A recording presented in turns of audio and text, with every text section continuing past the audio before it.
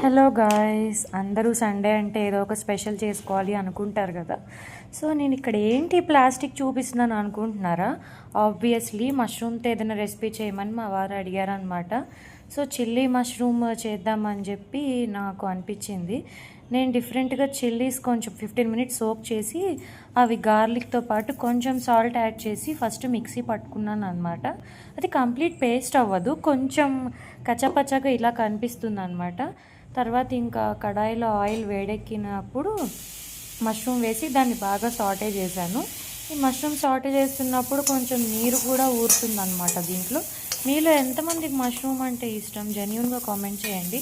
ఎప్పుడైనా మనం కర్రీ చేసేటప్పుడు ఫస్ట్ ఉల్లిపాయలు మగ్గాక వేరేది వేస్తాము వెజిటబుల్స్, బట్ చిల్లీ మష్రూమ్ చేసేటప్పుడు మష్రూమ్స్ సాఫ్ట్గా కుక్ అయిన తర్వాత ఆనియన్ వేయాలి, మళ్ళీ ఒక 5 మినిట్స్ మూత పెట్టేసి ఉంచాలి.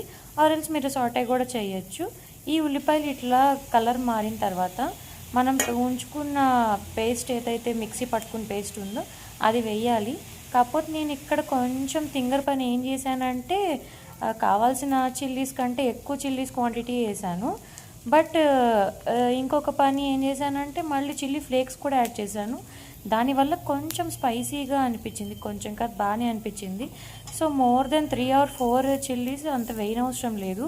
ఇంకా లాస్ట్లో కొంచెం పసుపు యాడ్ చేసుకొని టేస్ట్కి తగ్గట్టుగా మీరు చూసుకోవాలన్నమాట. అండ్ ఫైనల్లీ సర్వ్ చేసిన తర్వాత నాకు కొంచెం స్పైసీగా అనిపించింది.